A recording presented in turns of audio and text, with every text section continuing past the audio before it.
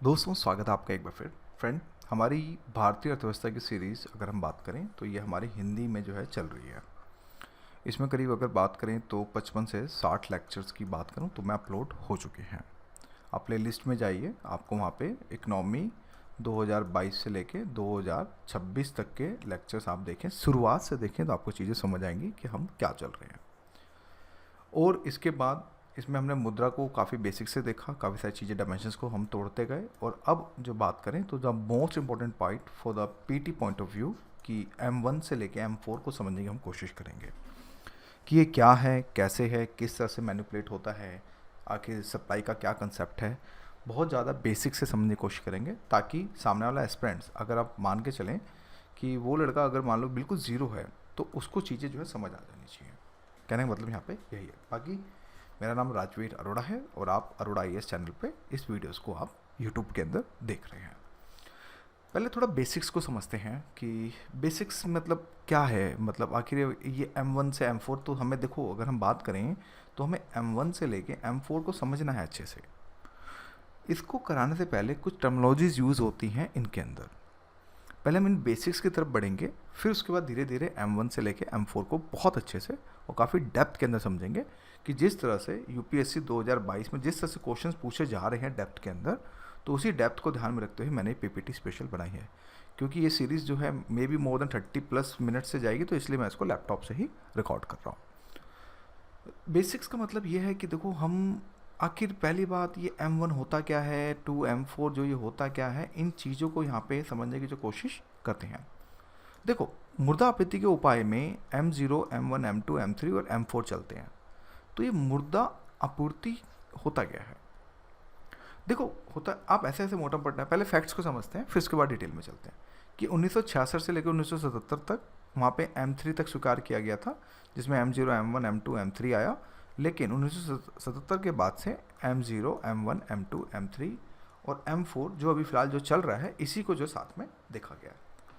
अब समझते हैं, पहले आगे बढ़ने से पहले, कि बेसिक्स में अब थोड़ा बेसिक्स को समझते हैं, क्योंकि ये चीज़ें अगर मैं आपको डायरेक्ट समझाऊं तो मे भी आपको ना समझ आए। तो इसका फिर एक सोल्यूशन क्या है? इसका सोल्यूशन ये है कि मैं आपको बैक टू द बेसिक लेके चलूं और बेसिक्स के थ्रू मैं आपको अच्छे से जो है समझाने की मैं यहाँ पे कोशिश करूँ। तो देखिए, पहले समझते हैं एक वर्ड को, तरलता। क्योंकि कहीं ना कहीं आपको M0 से M4 में जब हम चलेंगे तो हमें ये समझ में आएगा कि एक वर्ड मैं जो यूज़ करूँगा तरलता का, जिसको हम इंग्लिश में कहते हैं लिक्विडिटी। ठीक है, लिक्विडिटी होती क्या है? लिक्विड जैसे पानी होता है भाई, अगर बात करें जल क्या होता है भाई, एक तरह से लिक्विड ही होता है, यही होता है ना। उसी के जैसे हमारे इकोनॉमिक सिस्टम के अंदर, ध्यान से समझना, इकोनॉमिक सिस्टम के अंदर हमें तरलता की बड़ी आवश्यकता होती है। तो इसी वर्ड को तरलता को समझते हैं। यानी कि एक तरह से दोस्तों ये एक डिग्री का काम करता है कि इन हैंड कैश आपके पास कितना है। इन हैंड मतलब कैश बोलें, इन द टर्म ऑफ कोई भी एक चीज़ बोलें, या आपके कैश में, अब ये कैश आपके इन हैंड में भी हो सकता है या आपके बैंक अकाउंट में भी हो सकता है। जैसे फॉर एग्जांपल, अब थोड़ा समझते हैं एग्जांपल्स के थ्रू। एग्जांपल में यहाँ पे ये हम ले सकते हैं, पहले मैं एक छोटे से एग्जांपल्स के थ्रू समझाऊंगा, फिर मैं आगे इसको ब्रॉड पर्सपेक्टिव में अच्छे से, अगर मैं बात करूँ तो बिल्कुल अच्छे से जो समझाने की यहाँ पे कोशिश मैं करता हूँ। एक सेकेंड। हाँ, देखिए, मान लीजिए आपको एक फ़ोन लेना है, लेट्स सपोज कोई 15,000 का फ़ोन लेना है आपको। ठीक है, आपको ये पता चला कि आपके पास 12,000 रुपये तो कैश में है। ठीक है, फिर इसके बाद मतलब कैश इन हैंड है ये आपके पास, अगर हम बात करें तो ये आपके पास इन हैंड, आपके पास कैश जो हमें देखने को मिल रहा है। लेकिन 3,000 आपके बैंक में है, आपके बैंक में है। तो आप क्या करेंगे? दो ऑप्शन, ATM के पास जाएंगे, विड्रॉल करेंगे। ठीक है, 15,000 अमाउंट हो गया। आप इस 15,000 को यहाँ पे आप जो कुल मिला के आप फ़ोन ले लेंगे। ठीक है, अब यहाँ पे देयर इज सम स्टेप्स। आपके पास इन हैंड कितना था? इन हैंड आपके पास 12K था। फिर आप ATM गए और आपने तुरंत ऑन द स्पॉट आपने कर लिया। क्यों किया? क्योंकि 3,000 आपके अपने हैं, आपने कोई उधार नहीं मांगे। अगर एक सिनेरियो को ये ले लें कि मान लीजिए इसको हाइड कर दें कि मान लीजिए ये है ही नहीं आपके पास, अब 12,000 कैश है, अब आपके पास 3,000 रुपये की कमी पड़ रही है, तो इस केस में क्या करेंगे आप? दो ऑप्शन, फ्रेंड्स, पेरेंट्स, या फिर लोन के थ्रू जो ऐप्स आती हैं छोटी छोटी, आप उनसे लोन लेंगे। यही हुआ। कुल मिला के आपको थोड़ा टाइम लगेगा, हो सकता है 1 से 2 दिन लग जाए, लेकिन आपको मिल जाएगा। लेकिन यहाँ तरलता का वर्ड यहाँ पे ये हुआ कि आपके पास जो 12,000 है, ये ऑन द स्पॉट आपके पास अमाउंट में पड़े हैं, और अगर आपके एटीएम में है तो वो भी आपके पास 3,000 रुपये आपके अकाउंट में, यहाँ पे अगर हम बात करें तो ये 3,000 रुपये आपके अकाउंट में जो है पड़े हुए हैं। यानी कि तरलता, यानी कि अगर आपके पास ऑन द स्पॉट किसी चीज़ की, अगर आपके मान लीजिए अगर आपको मान किसी ऑन द स्पॉट अगर आपको चीज़ की ज़रूरत पड़े, तो हाँ आप कह सकते हैं कि आपके पास हो जाएगा। आप टूर पे जा रहे हैं, पैसा लेके जा रहे हैं, शॉपिंग कर रहे हैं, टूर गाइड कर रहे हैं, कुछ भी कर रहे हैं, वो आपके अकाउंट में है, आपने पेटीएम किया, फ़ोनपे किया, गूगल पे, व्हाट्सएवर, जिसमें आप ऑन द स्पॉट आप चीज़ों को कर पाएँ, तो वो हम बोल देंगे उसमें तरलता की डिग्री जो है ज़्यादा है। मतलब डिग्री का मतलब यहाँ पे ये हुआ कि हाँ तरलता की डिग्री बहुत ज़्यादा है इसमें, इस चीज़ों को ऑन द स्पॉट तरल किया जा सकता है। ऐसे ही अगर मान के चलिए आपके पास लैंड है, मान लीजिए ठीक है आपके पास कैश नहीं है, लेकिन आपके पास दोस्तों लैंड है। लैंड का मतलब ये हुआ कि आपके पास मान लीजिए आपके पास कोई ज़मीन है, ठीक है, हम यहाँ मान के चलते हैं कि आपके पास ज़मीन है। तो क्या अगर आपको मान लीजिए टूर पे जा रहे हैं और आपको मान लो 100 लीटर या 100 नहीं 40 लीटर आपको मतलब तेल भराना है, तो क्या आप ज़मीन गिरवी रख के तेल भरवाएंगे? नहीं। और ज़मीन ठीक है, ये आपका कैश एक तरह से एसेट है, लेकिन आप ध्यान से चीज़ों को समझें तो आपको ये समझ आएगा कि ज़मीन को भी कानूनी कार्रवाई, कागजी कार्रवाई करने के बाद आपको करीब कम से कम एटलीस्ट 2 मंथ्स का आपको वेट जो है करना पड़ेगा नहीं करना पड़ेगा। तो कहने का मतलब ये है कि इसमें जो तरलता जो है थोड़ी सी कम है। इसको on the spot within hour, within days में इसको नहीं बुना सकते। इसी के जैसे गोल्ड की बात करें तो गोल्ड भी एक तरह से तरल पदार्थ ही है, तरलता है। किसी सुनार पे जाओ तुरंत खरीद लेगा, हालांकि चार्जेस काटेगा, लेकिन वो तुरंत खरीद लेगा। तो गोल्ड हो गया, कैश हो गया, ये सब चीज़ें क्या हैं? ये एक तरलता है, यानी कि इनकी डिग्री जो है तरलता है। इसी के जैसे आपके अकाउंट में सेविंग अकाउंट्स, ये सब चीज़ें मैं धीरे धीरे बताता हूँ। पहले समझते हैं saving account, current account, recurring account, fixed deposit होता क्या, थोड़ा बेसिक्स में समझते हैं, फिर हम थोड़ा आगे बढ़ेंगे। देखो बैंकों के खातों पर, ये तो हम बैंकिंग में समझाएंगे, बस ये समझो कि चालू खाता क्या होता है। ये क्या लिखा है ये आप देखते रहना, मैसेज है। देखो चालू खाते का मतलब ये होता है, मान लीजिए आपकी कोई छोटी सी कंपनी है, अरे मान लो यार कुछ भी मान लो, इकोनॉमी में बहुत कुछ हम मान के चलते हैं, ये मैथ ही है, मान लो ठीक है। मान लो आपको कोई भी छोटी सी कंपनी है, जैसे कि मेरे पास अभी क्या, मान लो आपकी ट्राइपॉड बनाने की कंपनी है। अब भाई ट्राइपॉड बनाने की कंपनी तो रोज़ की ट्रांजेक्शन्स होंगी, लेबर्स होंगे आपके पास और भी चीज़ें होंगी। मान लो आप महीने का मान लो 2 लाख रुपए का आपको बिजनेस कर रहे हैं, जिसमें कार्ड पे आपको मान लो 50,000 रुपीज़ आपको एक डिसेंट प्रॉफिट आपको बच रहा है। लेकिन कभी रॉ मटेरियल खरीदना, कभी कुछ करना, कभी लेबर की सैलरी, तो उसके लिए क्या करो? क्या आप सेविंग अकाउंट में जाओगे? नहीं। सेविंग अकाउंट में कितनी 4 या 5 ट्रांजेक्शन अलाउड होती हैं, उसके बाद फिर वो चार्जेस करने लग जाते हैं। तो इस कंडीशन के अंदर बिजनेसमैन पर्पस लोगों के लिए, या फिर जिनके बड़ी बड़ी ट्रांजेक्शन्स होती हैं, वो लोग करंट अकाउंट खुलवाते हैं। बैंक में 2 तरह के अकाउंट्स हमें जो देखने को मिलते हैं, हालांकि बहुत तरह के होते हैं, मैं अभी फिलहाल बात कर रहा हूँ। एक होता है करंट अकाउंट और एक होता है आपका सेविंग अकाउंट। सेविंग अकाउंट हम जैसे गरीब लोग जो मंथली कुछ थोड़ा थोड़ा इन्वेस्ट करते हैं और उसमें डाल देते हैं, उस पर हमें थोड़ा ब्याज भी मिल जाता है। लेकिन इस करंट अकाउंट में ब्याज जो होता है वो नहीं मिलता है। क्यों? क्योंकि इनकी भी एक रूल होता है कि आप कितनी भी ट्रांजेक्शन्स कर सकते हैं एक दिन में। चाहे एक आदमी को आप चाहे पूरे दिन में बैंक में बिठा के रखें, चाहे कितनी भी ट्रांजेक्शन करें, बैंक वाले कभी मना नहीं करेंगे। लेकिन जब वही सेविंग्स की बात आ जाए, सेविंग अकाउंट्स की, तो उसमें वो बोले भाई क्या बात है, गड़ा रास्ता मचा रखा है तूने, है। तो इसी कंडीशन में वो दिक्कत हो सकती है। तो इसलिए करंट अकाउंट बेसिकली बिजनेसमैन वालों को ही दिया जाता है, इस पर कोई ब्याज नहीं लिया जाता। और ऐसे खातों पे सेवा शुल्क भी कभी कभी वो ले लेते हैं कि भाई इतने ट्रांजेक्शन से ये कुछ सारी चीज़ है, और आप मना भी नहीं करेंगे क्योंकि ये नियम है। ये बिजनेसमैन अकाउंट के लिए होता है।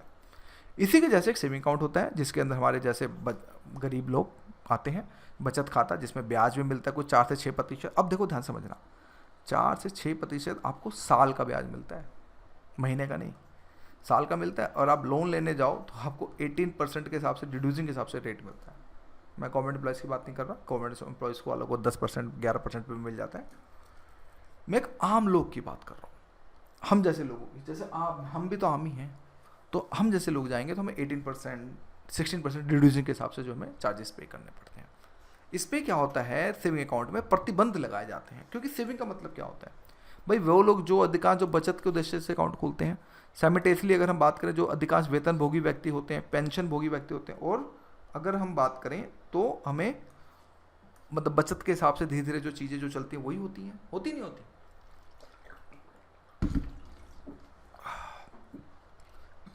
तो इसी के जैसे हमें ये पता चला सेविंग अकाउंट के अंदर कुल मिला के हमें ये पता चला कि इसमें बचत धारकों को एक आवश्यकता के रूप में पैसे वापस की मतलब अनुभूति होती है कि हाँ ठीक है, आप मतलब कुल मिला के ऐसा नहीं कि आप सेविंग अकाउंट में आप 50 ट्रांजेक्शन एक साथ नहीं कर सकते physically. I am not talking about online. Online करोगे चार्जेस काट लेंगे वो। जैसे कि हमारे एक्सिस बैंक में मेरा अकाउंट है तो वहाँ पे भी देयर इज समथिंग मंथली कुछ मेरा 250-300 रुपये कटता है, क्योंकि वो सीधा बोलते थे कि आपने ओवर लिमिट एक्सीड करिए तो जिसके कारण आपके चार्जेस कटते हैं। तो हमें ये पता चला अभी तक लबोलब आप ये निकला कि हमने देखा करंट अकाउंट होता है जो बिजनेसमैन पर्पज़ के लिए दिया जाता है, एक सेविंग अकाउंट भी होता है जो हमारे बिजनेसमैन के लिए पर्पज़ के लिए किया जाता है। इनको हम बोलते हैं दोस्तों डिमांड डिपॉजिट। तो अब समझना, मैं जहाँ पे धीरे धीरे आपकी सुई मतलब जो बेसिक्स हैं पहले मैं उसको समझाने की कोशिश कर रहा हूँ, क्योंकि एक बार बेसिक समझा दूँ ना तो चीज़ें सारी एकदम लाउड एंड क्लियर हो जाएंगी, और बेसिक नहीं समझाया तो फिर दोस्त आप जो है घूमते रह जाओगे। देखो, यानी कि अभी तक हमने दो तरह की बात करी, जिसमें हमने बोला करंट अकाउंट, एक हमने बोला सेविंग अकाउंट। इन दोनों को ही हम डिमांड डिपॉजिट के नाम से समझते हैं। क्या समझते हैं? Demand deposit. डिमांड का मतलब ये है कि जैसे डिमांड है वैसे डिपॉजिट हो रहा है। यहाँ तो कोई डाउट आया? यानी कि सेविंग अकाउंट, आप सेविंग अकाउंट बोलो या ऐसे बोलो, इनको आप डीडीपी कह सकते हो। ये समझ आया? कोई डाउट? आई होप आपको अभी तक मेरे हिसाब से कोई बेसिक्स आपके अभी तक कोई दिक्कत अभी तक नहीं आई, क्योंकि मैं बहुत स्लो लेके चल रहा हूँ। चलिए, अब इसी के जैसे दोस्तों एक हमारा तीसरे तरह का भी होता है जिसके अंदर हम बोलते हैं रिकरिंग डिपॉजिट, जिसको हम आरडी अकाउंट भी कहते हैं। अभी आरडी अकाउंट क्या होते हैं पहले इसको समझते हैं। आरडी अकाउंट में दोस्तों ये होता है कि जैसे देखो, हम जैसे लोग, जैसे आपकी माता हैं, आपकी मान लीजिए आपके फादर ने मान लीजिए 10,000 रुपये की मान लो कि 10,000 तो कम हो गए, चलो 20,000 रुपये मान लो सैलरी है, आपकी मम्मी को हाथ में ला के दे दिए। आपकी माता जी ने खर्चे जो भी काट पीट के मान के चलो 2,000 रुपये 3,000 रुपये उनके बचते थे। तो आपकी माता जी ने क्या किया, मंथली बेसिस पे एक अकाउंट खोल लिया कि हाँ ठीक है, मैं मंथली बेसिस पे 2,000 इतना करूँगी, मुझे इंटरेस्ट के साथ इन फ्यूचर में मुझे अमाउंट मिल जाएगा।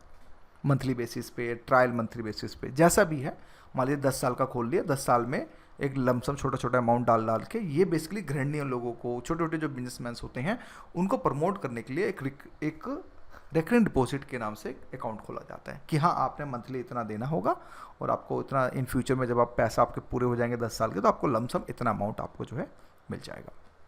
ये बात क्लियर हुई? तो ऐसे चीज़ों को हम आवर्ती जमा खाता या फिर आरडी अकाउंट, रिकरिंग अकाउंट के नाम से जो है इनको समझ आता है। यानी कि मंथली बेसिस पे, मतलब आपने उसमें ब्याज भी जो है मिलता है, और दूसरा परिपक्व के बाद मतलब कि, और इसमें आरडी में एक द मोस्ट इंपॉर्टेंट होती है कि कोई भी निकासी की अनुमति नहीं होती है। यानी कि ये हुआ कि जब आप मंथली बेसिस आप पे कर रहे हैं ना, तो आप निकाल नहीं सकते हैं। यानी कि इसमें अगर बात करें तो इनकमिंग आप कर सकते हैं लेकिन आउट गोइंग नहीं हो सकती। कुल मिला के मोटा मोटा ये हुआ कि जो भी आप मंथली बेसिस पे आप पैसा दे रहे हैं, एक तरह से किस्त समझ लीजिए आप इसको, हिंदी के अंदर किस्त की तरह होता है जो आपको देना होता है, लेकिन आपको ये जब भी मिलेगा जब जितने साल की आपने किस्त करा रखी है, उसके बाद ही आपको जो है पैसा मिलेगा। तो यानी कि रिकरिंग डिपॉजिट एक इस ये होता है। एक होता है बड़े जैसे लोग, बड़े अमीर, बोलते हैं कि जैसे वाला किसी को पेंशन मिल गई, ठीक है, मान लो भाई इसके अकाउंट में मान लो 20 लाख रुपए आ गए, उसने भाई 15 लाख की एफडी करा दी, ठीक है, मान लो गवर्नमेंट जॉब से रिटायर हुआ, 20 लाख रुपये अमाउंट का चेक मिल गया, उन्होंने बोला ठीक है यार, दो थोड़ा सा साइड बिजनेस रख के, और फिर उसके बाद जो है हम 15 लाख का हम डिपॉजिट कर देते हैं, और उसको जो है सीनियर सिटीजन है तो उसको 8% 9% के हिसाब से उसको ब्याज मिल जाएगा। समझ आ गया? तो इसमें ये होता है कि एफडी एक ही बार में सबमिट होगी भाई, या तो 1 साल 2 साल 3 साल 4 साल 5 साल 6 साल, कितने साल के लिए भी जो है उसको जो है मतलब कि एफडी किया जाता है, और उसका रेट ऑफ इंटरेस्ट कुल मिला के कंपाउंड इंटरेस्ट के साथ जब कनेक्ट होता है तो उसको जो है दे दिया जाता है। लेकिन आप इसमें फंस जाते हैं कि 10 साल से पहले आप इसको में पैसा जो है बात करें तो आप जो है इसको निकाल नहीं सकते हैं। तो उसी चीज़ को यहाँ पे इस चीज़ की जो समझाया गया है, यानी कि सावधि पे हमें उच्च ब्याज दर का भुगतान भी किया जाता है, लेकिन इससे पैसा जो है आउट गोइंग नहीं हो सकता, यानी कि आप इससे पैसा नहीं। तो यानी कि एक तरह से क्या हुआ कि हमें ये पता चला कि इनको, यानी कि अगर मैं दूसरे लैंग्वेज में समझाऊँ, देखो पहले, क्योंकि ये चीज़ दोस्तों बहुत समझनी बहुत ज़्यादा ज़रूरी है अगर ये नहीं समझोगे ना तो इतना कंफ्यूज हो जाओगे M1 से M2 से लेके जब मैं पहुंचूंगा तो आपको चीज़ें। अब देखो, अब यहाँ पे सिनेरियो कंपेयर करते हैं। मैंने आपको अभी ये समझाया जिसको हमने आरडी बोला, लेकिन जैसे हमारे जैसी माता जी जो महीने का 2-2 3-3 हज़ार रुपये सबमिट करते हैं, आप ऐसा लेके चलो। और ऐसे हमारे देश में कितने सारे लोग होंगे, हमारे ऐसे ही कितने सारे बैंक्स हैं और कितने सारे लोग होंगे जो इस तरह के डिपॉजिट्स करते होंगे। अब सोचो बड़े सिनेरियो पे, तो करीब लाख करोड़ में बात आती है। तो ऐसे ही आरडी हो गया और एक आपका एफडी हो गया, इनको हम बोलते हैं टाइम डिपॉजिट। Time deposit. और इससे पहले मैंने आपको क्या समझाया था, मैंने आपको सिखाया था करंट अकाउंट और सेविंग अकाउंट, इसको हम बोलते हैं डिमांड डिपॉजिट। आई होप आपके टॉपिक्स अब क्लियर हो गए कि जब मैं टाइम डिपॉजिट की बात कर रहा हूं तो इसका मतलब इसमें अगर हम बात करें तो वो आरडी है और एफडी है, और अगर मैं डिमांड डिपॉजिट की बात कर रहा हूं तो वो करंट अकाउंट और सेविंग अकाउंट के बारे में जो है मैं कुल मिला के जो है बात कर रहा हूं। समझ आ गया? अब एक वर्ड को समझते हैं, देनदारियां। देनदारियां का मतलब ये होता है कि जमा बैंकों की देनदारियां होती हैं। देखो, अब मान लीजिए आपके अकाउंट में मान लो 10,000 रुपये आपके अकाउंट में पड़े हैं, आप कभी भी निकाल सकते हो। तो एक तरह से आप बैंक का क्या हो, उपभोक्ता हो, और आप उससे बैंक से कभी पैसे ले सकते हो। तो यानी कि ये 10,000 रुपये जो आपके अकाउंट में पड़े, ये बैंक के लिए क्या है? ये है दोस्तों लायबिलिटी। क्या है? लायबिलिटी। यानी कि बैंक को 10,000 रुपये देने हैं। तो उस कंडीशन में ये पता चला कि बैंक को 10,000 रुपये जब यहाँ पे देने हैं तो इसको हम बोलते हैं देनदारियां। क्या कहते हैं? यानी कि सावधि और आवृत्ति। यानी कि सावधि का मतलब एफडी और आवृत्ति खाते का मतलब हो गया आरडी, जो मैंने आपको इससे पहले बेसिक्स में समझाया। बैंक के समय देनदारियां हैं क्योंकि बैंकों की निश्चित अवधि की समाप्ति पर इन खातों में किए गए जमा वापस करने की जो है आवश्यकता जो हमें देखने को मिलती है। दूसरी तरफ बचत और चालू खाता जमा बैंक की मांग देनदारियां होते हैं, मतलब जैसे जैसे डिमांड होगी वैसे वैसे कम करेंगे। भाई मान लो जैसे जैसे डिमांड है कि मान लो कोई गया, किसी ने निकाले किसी ने नहीं निकाले, तो इनको हम मांग अकॉर्डिंग टू द डिमांड के हिसाब से अगर हम बात करें तो अकॉर्डिंग टू द डिमांड के हिसाब से हम चीज़ों को जो है देखते हैं। बेसिक कंसेप्ट क्लियर हुए? देनदारियां को मैं इसमें ये देखने को हमें मिलता है कि इसके अंदर अगर देखें तो बैंक की एक तरह से देनदारियां होती हैं, जिसमें सावधि और आरडी जो एक तरह से बैंक की समय देनदारियां हैं। बैंक की समय देनदारी, इनको हम यानी कि अगर हम आरडी और एफडी को बात करें तो इनको हम समय देनदारियां कहते हैं। समय देनदारियां जो है कहते हैं। उसी के जैसे अगर हम बात करें करंट अकाउंट और सेविंग अकाउंट की अगर हम बात करें तो इनको हम मांग देनदारियां कहते हैं। ये भी समझ वही, आई होप आपको जो है समझ यहाँ पे आ गया होगा। ये बेसिक समझाया, अभी तक 18 मिनट हो गए हैं वीडियो को चलते हुए, और करीब मैंने आपको ये अभी तक बेसिक्स ही समझाया। अब समझते हैं टू द पॉइंट पे। देखो, मांग मुद्रा आपूर्ति के उपाय में हमें M0, M1, M2, M3 और M4 को समझना है। क्वेश्चन है ये क्यों, हम क्यों पढ़ रहे हैं? आप ध्यान से देखो, जब गवर्नमेंट बड़ी बड़ी पॉलिसीज बनाती है, कोई इंफ्रास्ट्रक्चर डेवलप करती है या फिर निवेश करती है, कुछ करती है, तो गवर्नमेंट हवा में तो बात करेगी नहीं। भाई गवर्नमेंट ये सब चीज़ें एक सूत्र के हिसाब से ये पिरो के देखती है कि हमारे पास इन्वेस्टमेंट के लिए कितने पैसे उपलब्ध हैं या फिर किस तरह से हैं। तो उसी चीज़ को ध्यान में रखते हुए गवर्नमेंट एक आइडिया लेती है कि उनके पास एट ए टाइम कितने मुद्रा है, और या फिर आने वाले टाइम में आपके पास कितनी मुद्रा मतलब सरकार के पास उपलब्ध हो सकती है। उसी चीज़ को प्राप्त करने के लिए ये सूत्र बनाए गए हैं ताकि गवर्नमेंट जो है चीज़ों को समझ सके। अब समझते हैं किसी विशेष समय पर जनता के बीच प्रचलित धन की कुल मात्रा मुद्रा आपूर्ति कहलाती है। यानी मुद्रा आपूर्ति की डेफिनेशन अगर मैं बात करूं तो यह समझ आया, किसी विशेष समय पर जनता के बीच प्रचलित धन की कुल मात्रा मुद्रा आपूर्ति जो है कहलाती है। ये बात क्लियर होगी? यानी कि भारत में मुद्रा आपूर्ति के उपायों को M0 के साथ साथ 4 श्रेणियों, जिसको M1, M2, M3 और M4 में जो है वर्गीकृत किया जाता है। यह 1977 में रिजर्व बैंक, जो हमारे देश का सेंट्रल बैंक है, हर एक देश का सेंट्रल बैंक होता है, उसके द्वारा जो है यहाँ पे किया जाता है। रिजर्व मनी में अगर हम बात करें तो इसे हाई पावर्ड मनी या फिर मौद्रिक आधार धन मनी के रूप से आधे के रूप से भी जो है इसको जाना जाता है।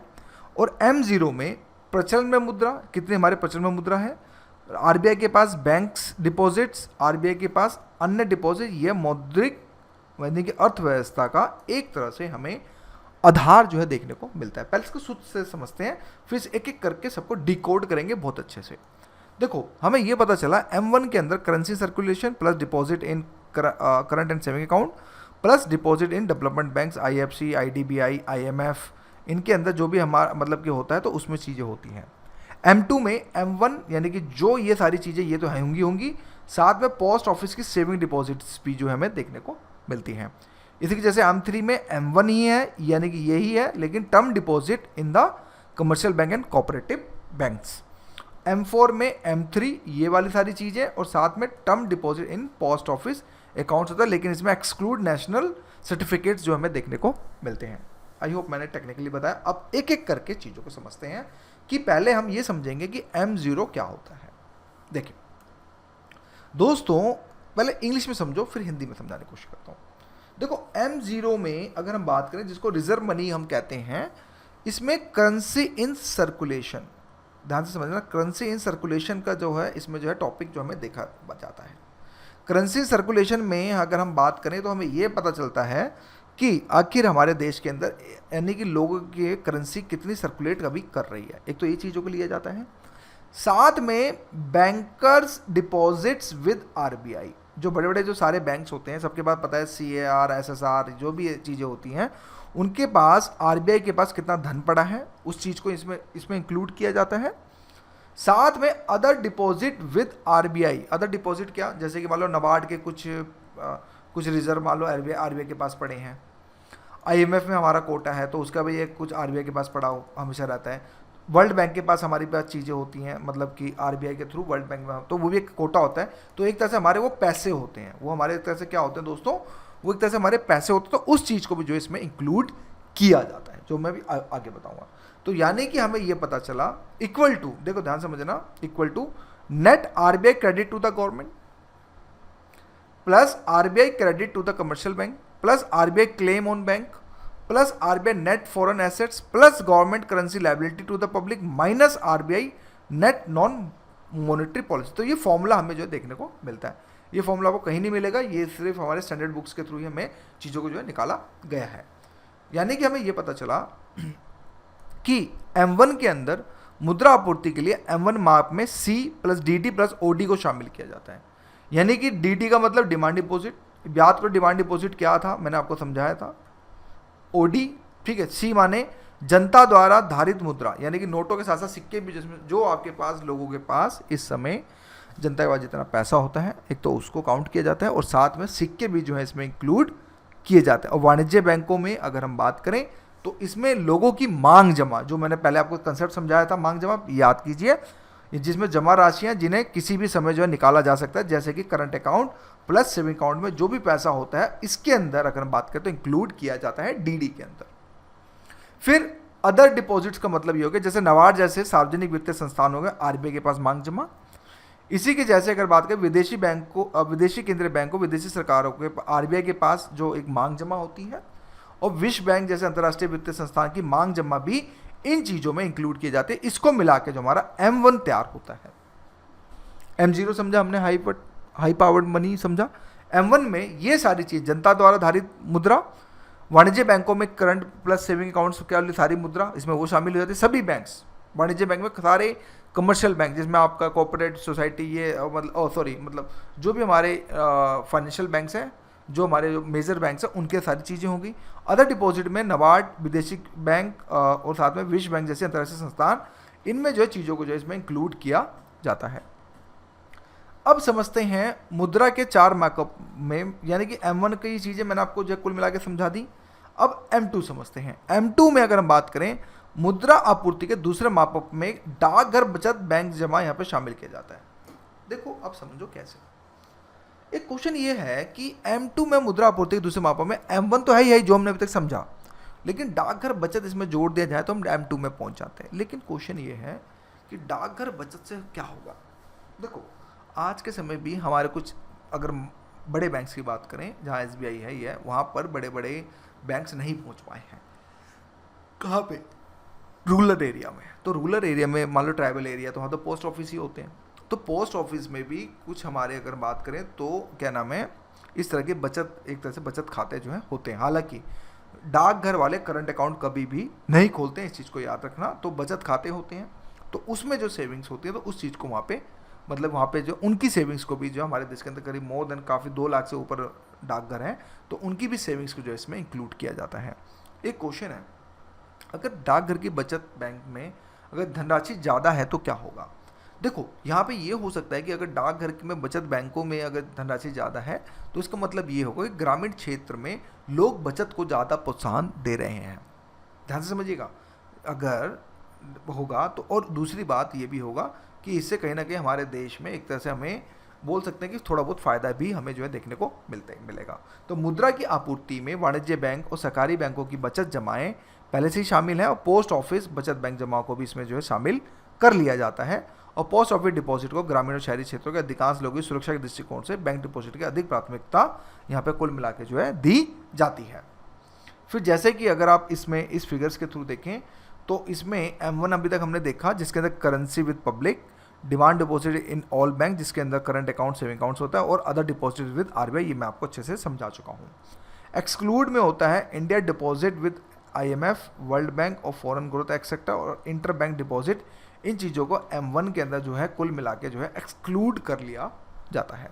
और M2 में हमें ये पता चला कि M1 plus M2 post office savings को जो है इसमें अगर देखें तो हमें लिया जाता है, क्योंकि सिमिलर टू रेगुलर बैंक्स होते हैं, post office also offer their time deposit savings, recurrent deposit account, time deposit account, here we can count post office के साथ में जो है ले जाए। M3 में दोस्तों ये होता है, ये एक तरह से M1 ये एक नैरो मनी होती है, यानी कि इसमें तरलता तो अधिक होती है लेकिन इसका एक बड़ी पिक्चर जो हमें नहीं दे पाती।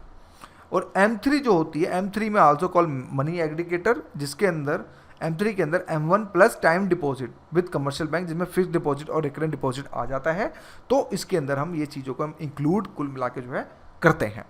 M4 के अंदर देखें तो M3 ये प्लस में रहेगा, और प्लस टोटल ऑफिस डिपॉजिट, जिसके अंदर मीन्स दोज पोस्ट ऑफिस जिसमें टाइम डिपॉजिट भी जो है लिया जाता है, साथ में रिकरेंट डिपॉजिट भी इसमें लिया जाता है, लेकिन इसमें एक्सक्लूड नेशनल सेविंग सर्टिफिकेट जो होते हैं इसमें कुल मिला के जो एक्सक्लूड कर लिए जाते हैं। तो ये था हमारी तरफ से पूरा, यानी कि हमने मोटा मोटा ये देखा, बेसिक समझाया। बेसिक्स के बाद M1 पे गए, हम M2 पे गए। M2 में पोस्ट ऑफिस बैंक सेविंग्स को जो है इसमें इंक्लूड किया जाता है। M3 ब्रॉड पिक्चर हमें दिखाता है, यानी कि इसमें देखो इसमें तरलता कम होती है, लेकिन ये विस्तृत मुद्रा हमें देखने को मिलती है। अगर कोई गवर्नमेंट पॉलिसीज़ बनाएगी तो वो हमें M3 के हिसाब से देख के ही बनाएगी, M1 के हिसाब से नहीं, ध्यान रखिएगा।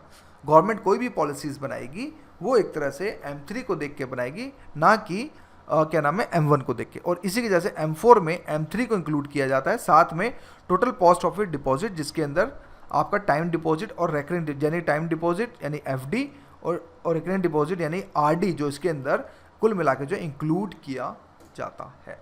बाकी आप लोग खुद समझदार हैं और आप चीज़ें अच्छे से कर लेंगे। मुझे नहीं लगता कि इससे ज़्यादा कुछ ज़्यादा समझाने की ज़रूरत है। बाकी आपके सामने पूरा स्क्रीनशॉट दे रखा है, चीज़ आप इसका आपके सामने है। तो आई होप दोस्तों आपको चीज़ें क्लियर हो गई होंगी, और इसके अलावा और कुछ खास नहीं था। बाकी सारे नोट्स मैंने दे रखे हैं। तो आज की वीडियो के लिए इतना ही। हमारी मुद्रा की सीरीज़ कंप्लीट हो गई है, अब हम आगे बढ़ेंगे। So thank you for watching my video.